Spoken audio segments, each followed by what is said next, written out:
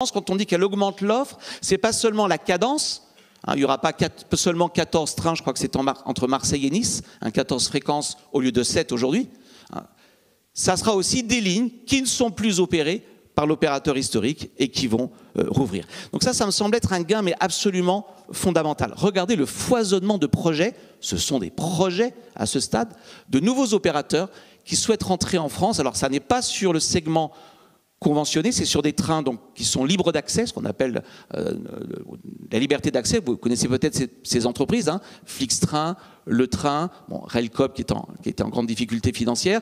Mais vous voyez, leur objectif, c'est de rouvrir ou de remettre en service ou de développer des lignes qui ont été, sinon fermées, en tout cas, dont les fréquences sont aujourd'hui extrêmement faibles. Bref, le monopole est en général malthusien.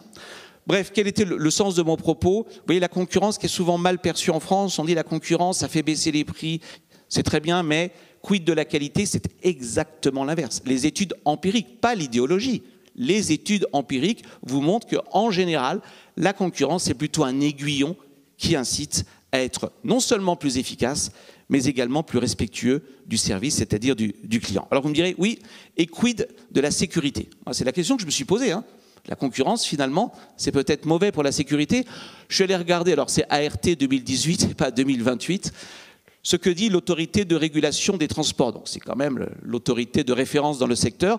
Vous avez la petite citation, elle vous dit que ça n'a strictement aucun effet négatif, ça a même plutôt un effet positif, tout simplement parce que le nouvel entrant sait qu'il sera attendu au tournant s'il y avait par malheur un accident. Donc vous regardez ici les pays dans lesquels les taux d'accident sont le plus faibles, ce sont des pays dont les marchés sont ouverts à la concurrence. J'ai nommé le Danemark, la Hollande, la Norvège ou bien l'Allemagne.